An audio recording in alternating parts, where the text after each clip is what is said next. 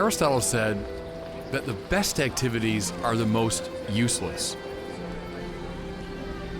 This is because such things are not subordinated to a further end, but rather done entirely for their own sake. Thus, watching a baseball game is more important than getting a haircut. And cultivating a friendship is greater than making money. The game and the friendship are goods that are excellent in themselves, while the haircut and the money-making are in service of something beyond them.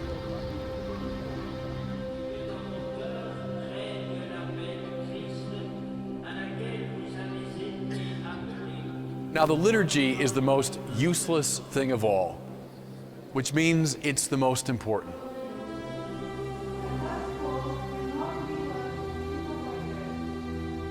The liturgy is what we do utterly for its own sake, simply because it's good and beautiful.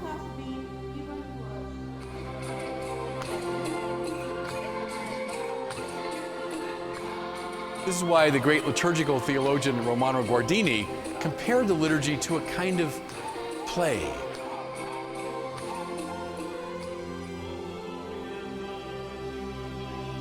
But this play is very serious business, because by this play we become rightly ordered.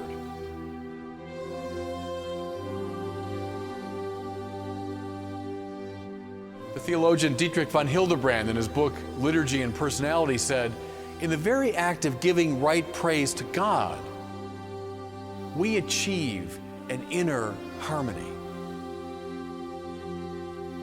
The Mass, the liturgy, is a kind of Noah's Ark. It's a place where a microcosm of God's good order is preserved in the midst of a sinful world. But more than all this, the Mass is our participation in and anticipation of the great heavenly liturgy, the right praise given to God by the saints and the angels. For these reasons and others besides, Vatican II referred to the liturgy as the source and the summit of the Christian life. In the course of this episode, I'll walk through the Mass, presenting the various aspects of this great heavenly and earthly play.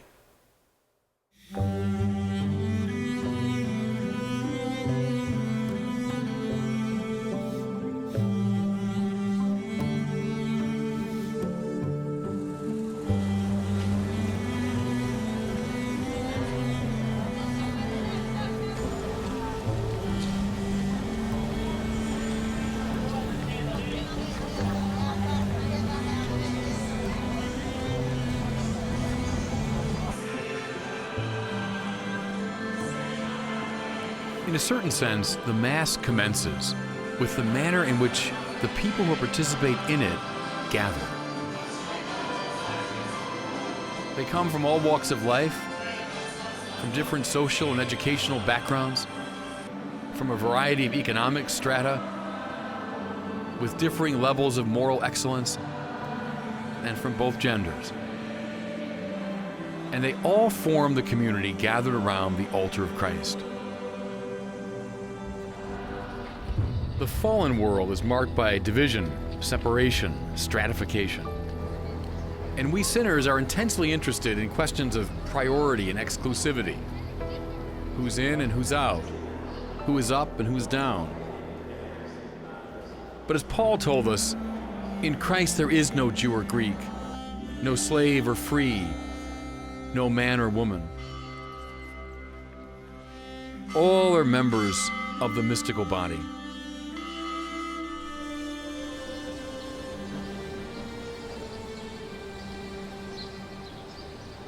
When Dorothy Day was considering her conversion to Catholicism, she would attend Sunday Mass. She was deeply impressed by the fact that both the rich and the poor, both the educated and the uneducated, both the housekeeper and the grande dame, attended, kneeling side by side.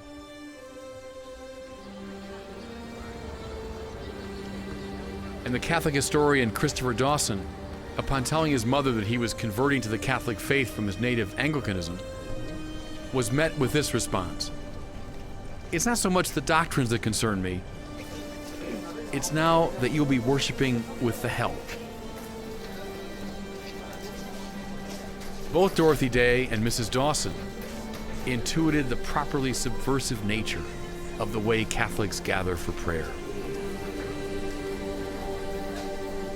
Praise him, praise him, praise him in the morning, praise him in the noontime, praise him, praise him.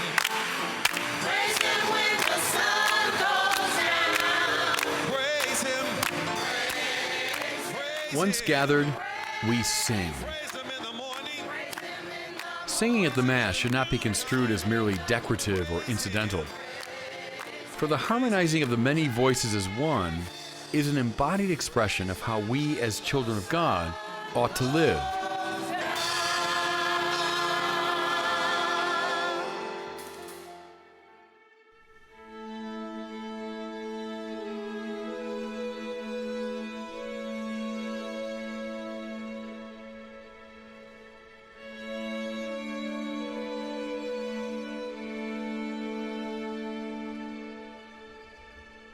The ritual of the liturgy proper begins with the sign of the cross and the priest's intonation of the words, "In the name of the Father, and of the Son, and of the Holy Spirit." By this gesture and this simple phrase, we announce that we belong to the triune God.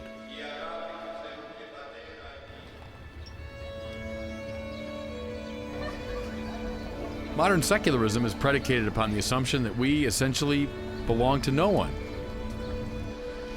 that we are self-determining and self-directing, pursuers of happiness according to our own lights. But Paul told Christians long ago, we do not live to ourselves. We do not die to ourselves. If we live to the Lord. And if we die to the Lord. So then, whether we live or whether we die, we are the Lord's. In contradistinction to modernity, biblical people say your life is not about you.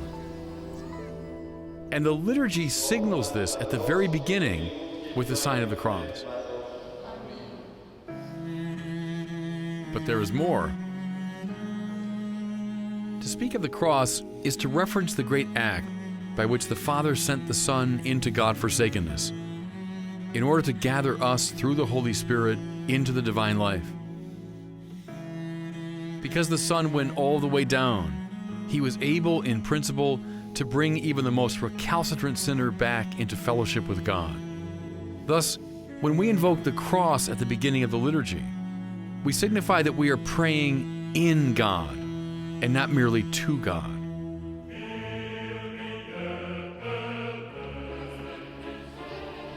Just after the sign of the cross, the priest greets the people, not in his own name, but in Christ. The Lord be with you. Garbed in vestments that cover his ordinary clothes and hence symbolically his ordinary identity, the priest at the liturgy is operating in the person of Christ and not in his own person. And therefore his gestures, words, and movements are expressive not of his own perspectives and convictions, but of Christ. This is why the people respond, "And with your spirit." For they are addressing not the individual man, but the Jesus in whose person the priest is operating. Immediately after the greeting, the priest invites everyone in attendance to call to mind his or her sins. This simple move is of extraordinary importance. G.K. Chesterton said, "There are saints in my religion, but that just means men who know that they are sinners." For the great English apologist, the relevant distinction is not between sinners and non-sinners, but between those sinners who know it and those who don't. The great heroes of our faith, the saints, are those who have ordered their lives toward God, and therefore they are most keenly aware of how far they fall short of the ideal. St. John of the Cross compared the soul to a pane of glass. As long as that pane of glass is pointed away from the light, well, its imperfections don't appear. But now turn it toward the light. Now all the smudges and marks become visible. This helps to explain the high paradox that it's precisely the saints who often say, I'm the worst of sinners. They have directed their lives toward the light of God.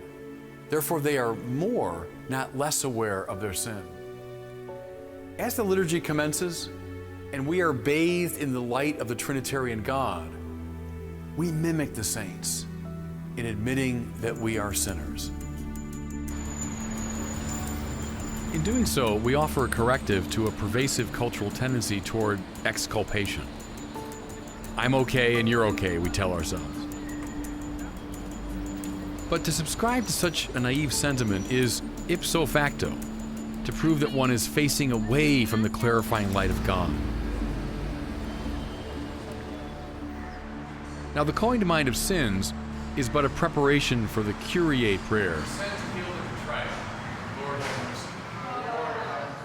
The cry of, Lord have mercy, Christ have mercy, Lord have mercy. There's no room for self-aggrandizing and self-deception.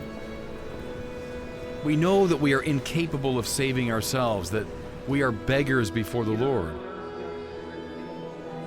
Compelled by the liturgy into this correct and finally liberating attitude, we hear the words of the priest.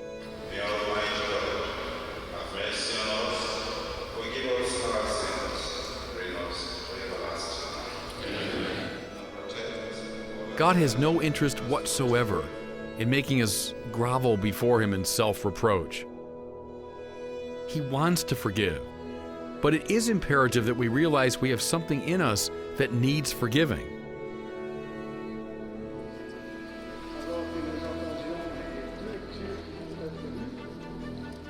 After the Kyrie, there comes the Gloria, which is one of the most magnificent prayers in our liturgical tradition. One could read out of the Gloria practically the whole of Catholic theology, but I will focus only on the first line. Glory to God in the highest, and on earth, peace to people of good will.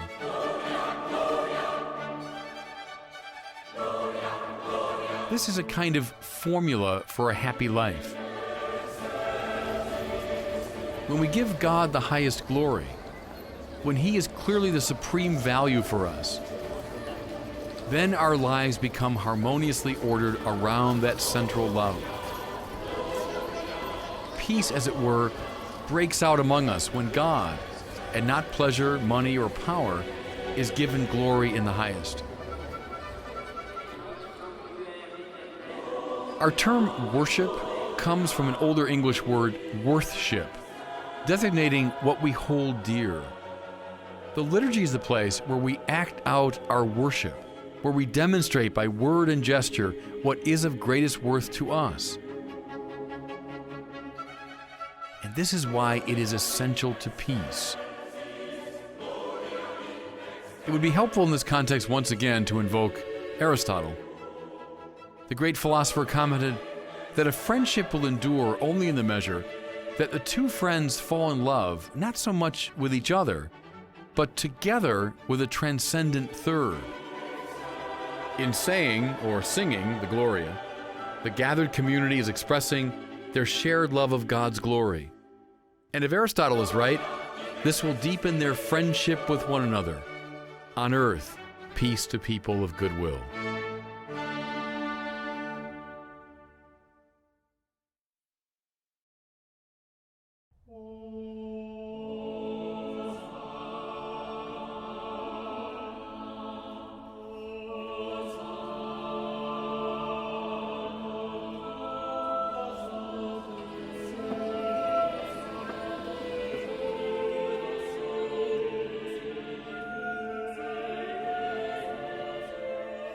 The next major move in the liturgy is the proclamation of the Word of God, usually involving a reading from the Old Testament, a selection from one of Paul's epistles, and then a selection from one of the Gospels.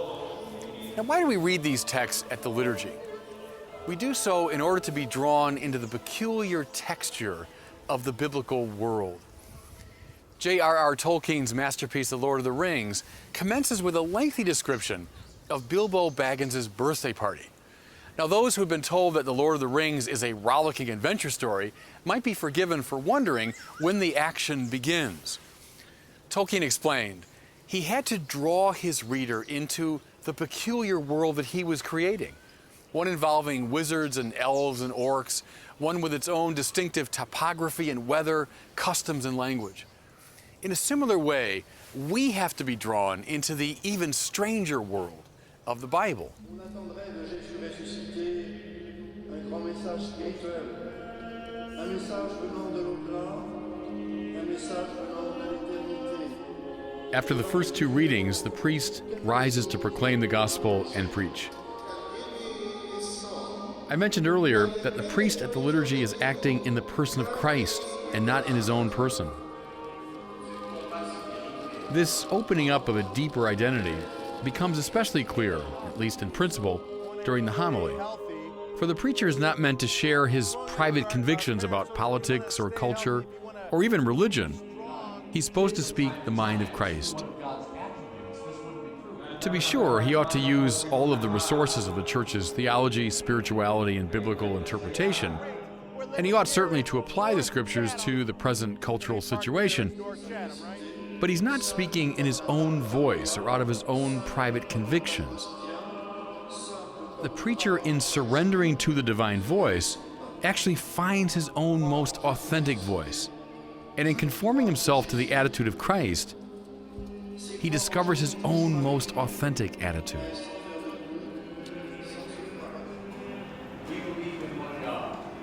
When the homily is complete, the people stand for the recitation of the Creed. They can use the ancient and simple formula called the Apostles' Creed, but customarily they pray the great statement of faith, which emerged from the Council of Nicaea in 325.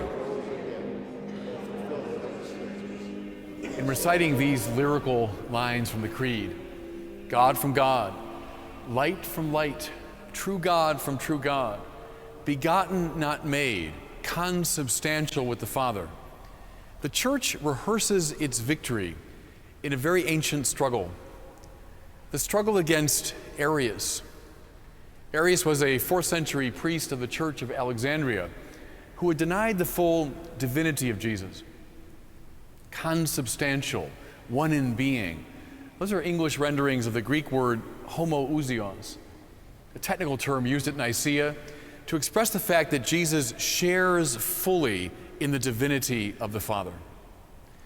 What they sensed at Nicaea was that this was a standing or falling point for Christianity. If the divinity of Jesus is denied, Christianity devolves in short order into one more mythology or moral system. What I find so moving is that 1,700 years later, Sunday after Sunday, the Church rises to declare once again the victory over Arius.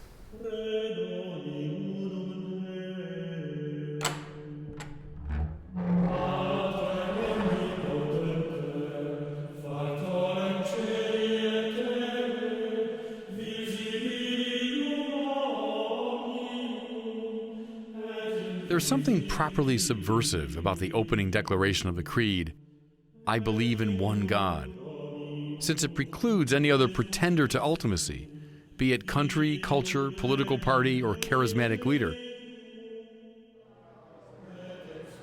Hence, those who state their faith in the one God are standing resolutely athwart all forms of idolatry, both ancient and contemporary.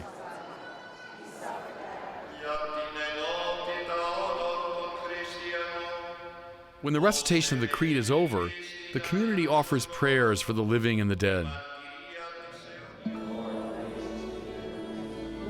These prayers of the faithful, to give them their liturgical name, are expressive of the inescapable interdependence of the members of Christ's mystical body. We pray for one another precisely because we are implicated in one another, connected by the deepest bonds in Christ. One member of the body cannot coherently say to another, "Your concern is not mine." For we are not a club. but an organism.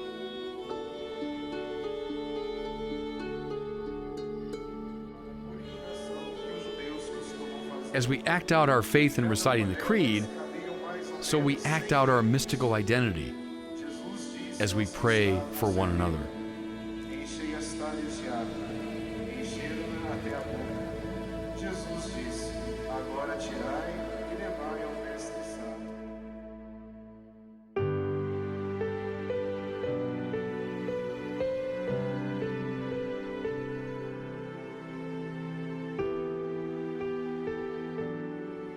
With the prayers of the faithful, the first part of the Mass, called the Liturgy of the Word, comes to an end, and the second part, the Liturgy of the Eucharist, commences. It might be helpful at this juncture to think of the Mass as a kind of encounter.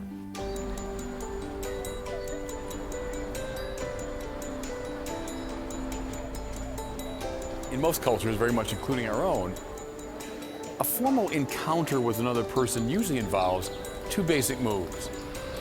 First, conversation. Secondly, a meal. Think of a banquet or a party or a reception. We receive our guests and we spend a substantial amount of time talking to them. And then we sit down to eat.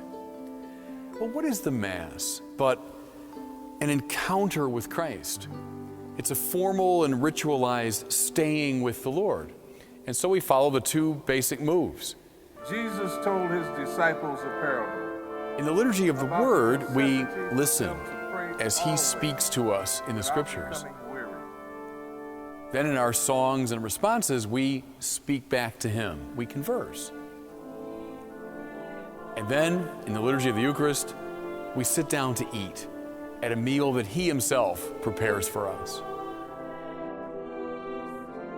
A fundamental biblical principle is that in a world gone wrong, there is no communion without sacrifice.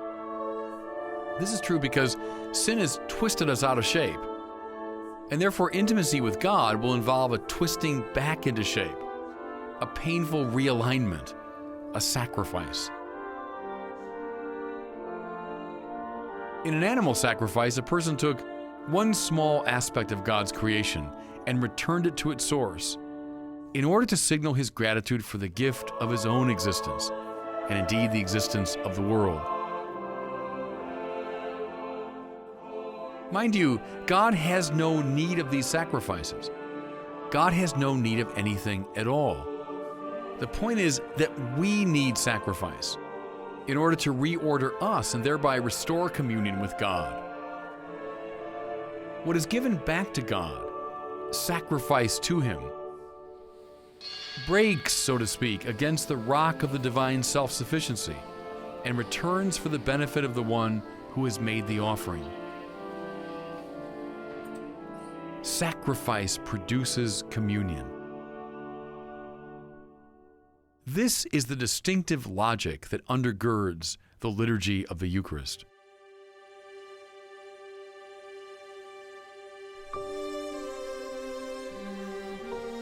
At the commencement of the second part of Mass, small offerings of bread, wine, and water are brought forward so that the priest can offer them to God.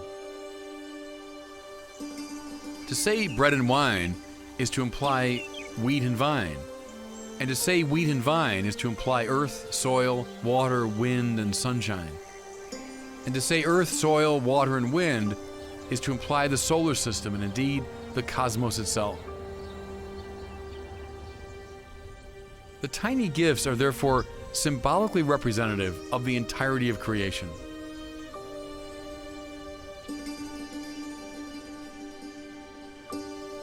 Taking these gifts in hand, the priest speaks the Barakah prayer.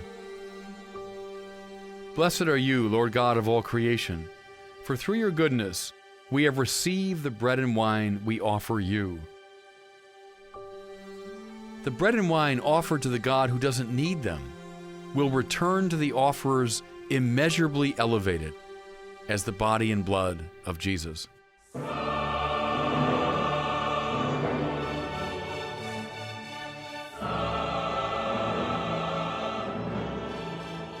After the Barakah, the priest moves into the climactic prayer of the Mass, the Eucharistic prayer, in the course of which Christ becomes really, truly, and substantially present. Just before the beginning of the prayer proper, he invokes the song of the heavenly community. And so, with the angels and all the saints, we declare your glory, as with one voice we acclaim. It's most important to see that this is not simply a bit of pious decoration. I mentioned that the Mass on earth links us to the eternal liturgy of heaven, the praise of the angels and saints. Therefore, as the gathered people sing, "Holy, holy, holy Lord, God of hosts, heaven and earth are full of your glory, Hosanna in the highest," they are, like the angels and saints, giving glory to God in the highest, and hence actually realizing the unity that God desires for them.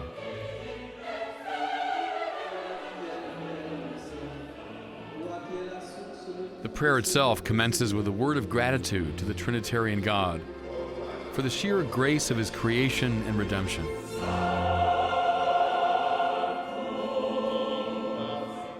You are indeed holy, O Lord, and all you have created rightly gives you praise. For through your Son, our Lord Jesus Christ, by the power and working of the Holy Spirit, you give life to all things and make them holy. He then beckons the Father to send down the Holy Spirit for the sanctification and transformation of the bread and wine.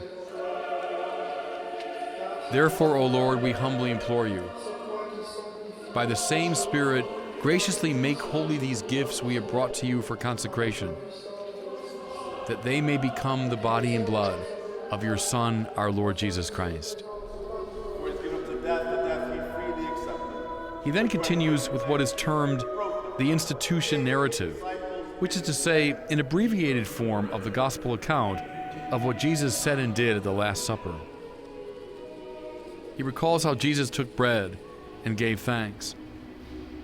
And then he moves from third-person description to direct quotation, speaking the very words of Jesus.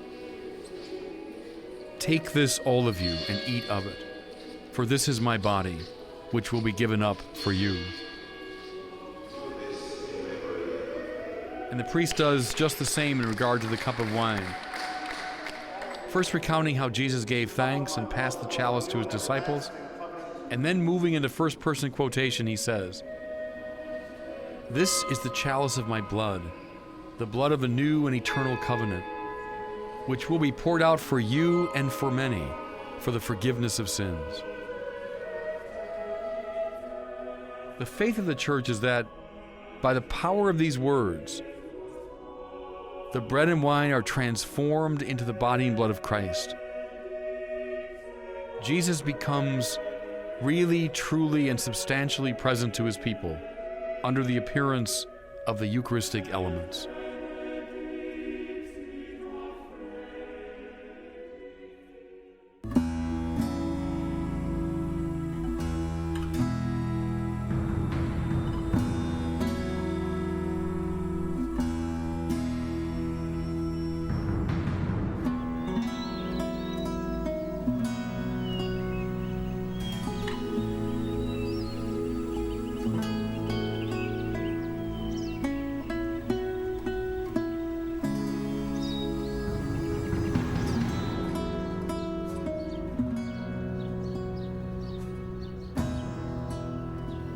I'm standing in the ruins of a 4th century synagogue that was built on the site of the synagogue in Capernaum where Jesus himself taught. After the multiplication of the loaves and fishes, after the walking across the sea, he came here. The people followed him, and he said, "Don't seek for bread that perishes, but seek for the food that lasts unto eternal life." And then he said, "I myself am the living bread come down from heaven. My flesh is food for the life of the world." Well, it would be hard to imagine anything that was more theologically problematic, and if I can be blunt, more disgusting for a 1st century Jew than those words. Throughout the Old Testament, there are prohibitions against the eating of an animal's flesh with blood. Here's a human being saying, "I want you to eat my body and drink my blood." When they protest, as they did, Jesus had every opportunity to render his language more spiritual, more metaphorical, to say, well, what I mean is something very symbolic. He didn't. He said, unless you eat the flesh of the Son of Man and drink his blood, you have no life in you. And the words in Greek are interesting. He used the word trogein, not phagain. Phagain's the usual word for human beings eating. Trogein was the way an animal would eat, like gnawing. Unless you gnaw on the flesh of the Son of Man and drink his blood. In other words, when they object to the physical realism of it, he intensifies it. It says that many of his disciples went away. That teaching was too much to bear.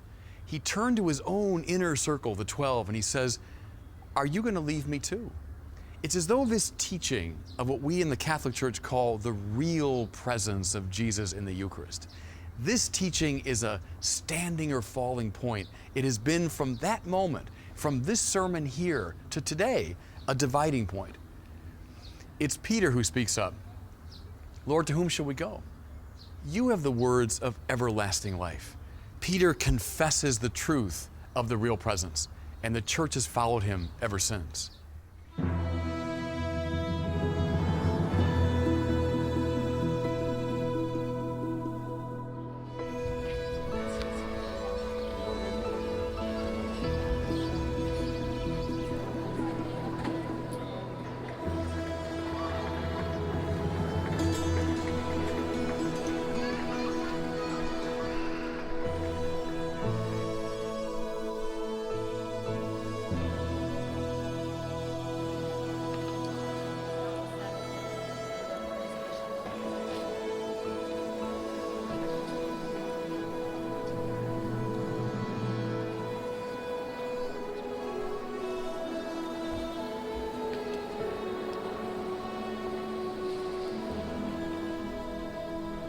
In 1263, a priest named Peter of Prague was making his way to Rome on pilgrimage.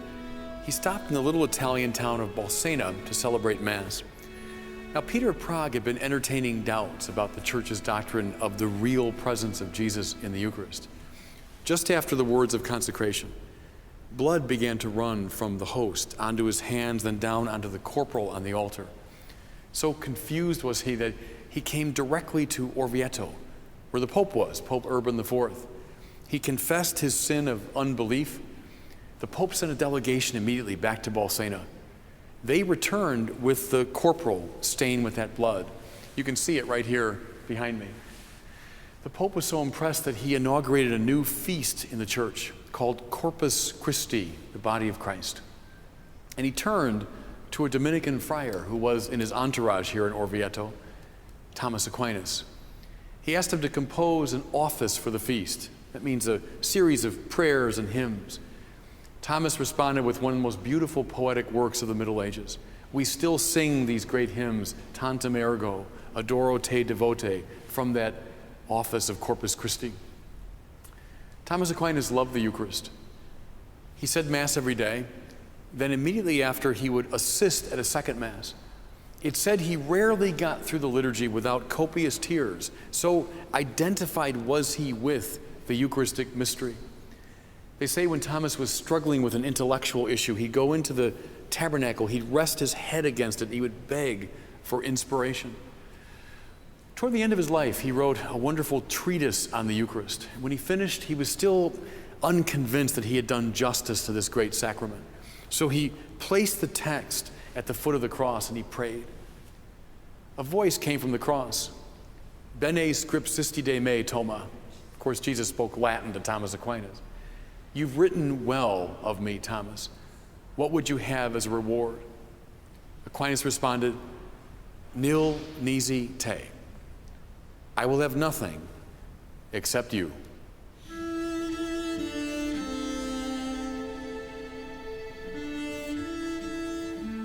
In that treatise that he placed at the foot of the cross, Thomas discussed the Eucharist under the rubric of transubstantiation. He said that at the consecration, the total substance of the bread becomes the substance of the body of Christ. The total substance of the wine becomes the substance of the blood of Christ, even as the accidents of bread and wine remain unchanged.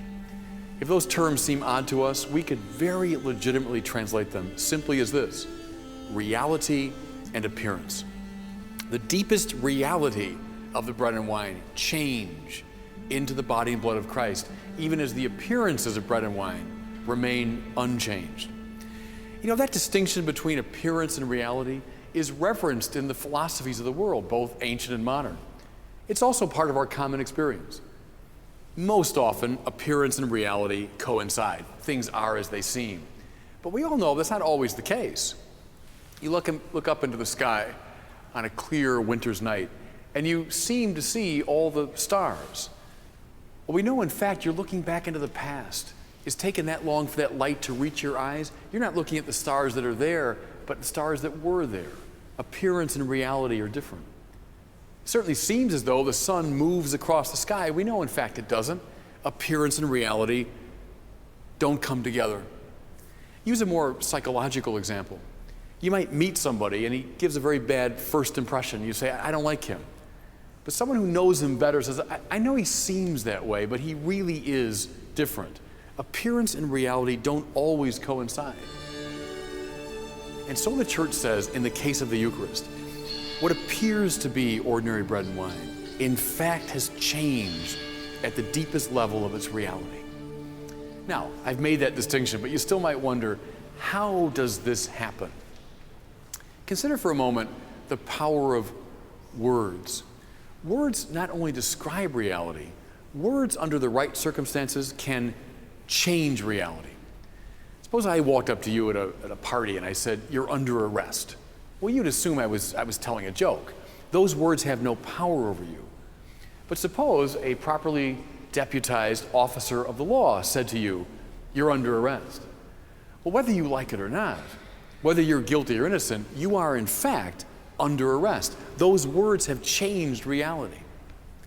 Suppose you're at Wrigley Field watching a baseball game. One of the Cubs comes around second base. He slides headfirst into third. You're there in the stands and you say, "Safe." Does that change reality? Not at all. It just expresses your opinion. But right in front of you is a uniformed and deputized umpire of the National League. He says, "You're out." Whether you like it or not, whether the player likes it or not, he is in fact out. Those words of the umpire have changed reality. Those are our puny human words. Now consider God's word. In the Bible, God creates through the power of his word. "Let there be light," and there was light. "Let the earth come forth," and it came forth. God's word does not just describe, it affects what it says. In the prophet Isaiah, we find this: "As the rain and the snow come down from heaven and do not return without watering the earth, so my word goes forth from me and does not return without accomplishing its purpose." That's how it works with the divine word.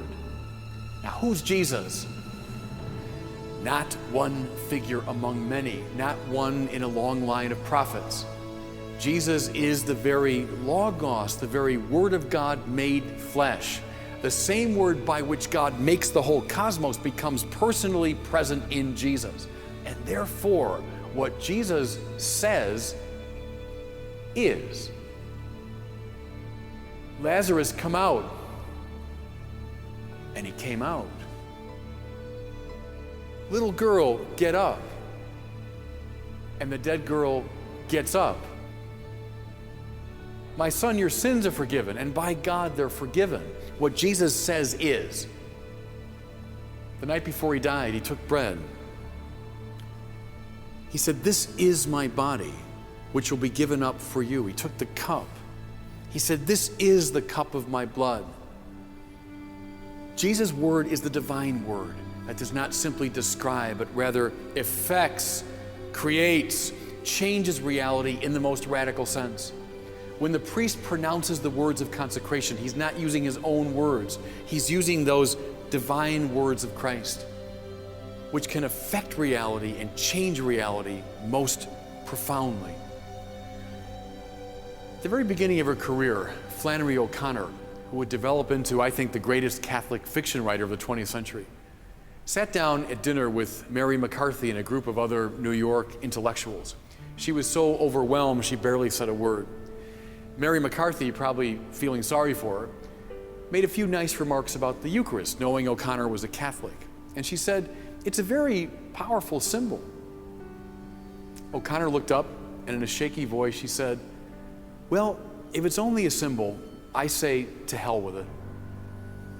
I can't imagine a better summary of the Catholic doctrine of the real presence.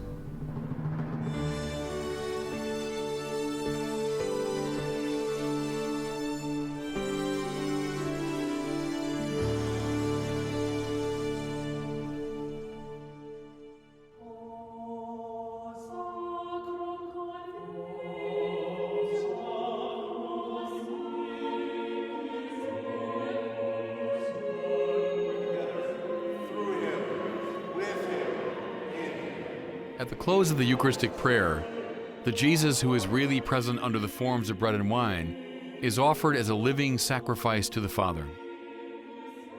Lifting up the elements, the priest prays, "Through him and with him and in him, O God Almighty Father, in the unity of the Holy Spirit, all honor and glory is yours forever and ever."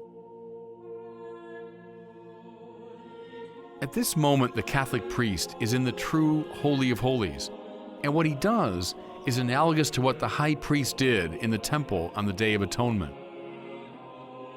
In ancient times, the priest would enter the Holy of Holies, and there he would sacrifice an animal to Yahweh on behalf of all the people.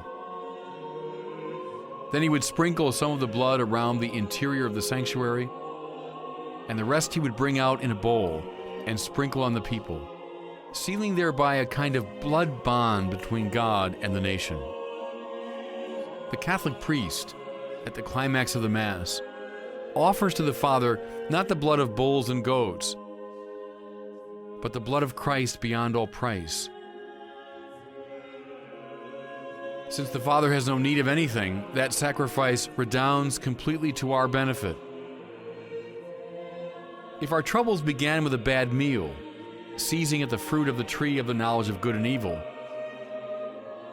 our redemption is effected through a properly constituted meal. God feeding his people with his own body and blood.